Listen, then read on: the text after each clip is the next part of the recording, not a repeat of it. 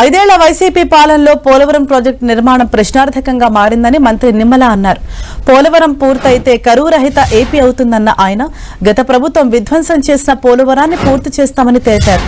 కూటమి ప్రభుత్వం అధికారంలోకి వచ్చాక పోలవరం ప్రాజెక్టు నిర్మాణ పనులు శరవేగంగా జరుగుతున్నాయని, తాజాగా 4వ సారి పోలవరం సందర్శనకు సీఎం వస్తున్నారని తెలిపారు మంత్రి నిమ్మల రామానాయుడు.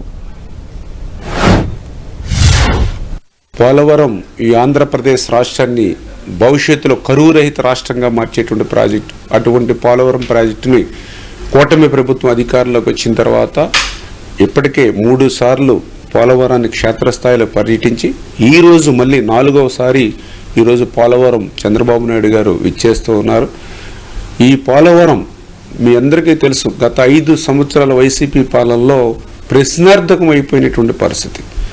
ఆ రోజు 2021 జూన్ అన్నారు, 2022 జూన్ అన్నారు, 2023 జూన్ అని ముచ్చటగా 3 తేదీలు ఆ రోజు జగన్మోహన్ రెడ్డి ప్రకటించి ఆఖరికి పోలవరం ఎప్పటికి పూర్తవుతుందో చెప్పలేమని జగన్మోహన్ రెడ్డి సాక్షాత్తు అసెంబ్లీలో చెప్పినటువంటి పరిస్థితి.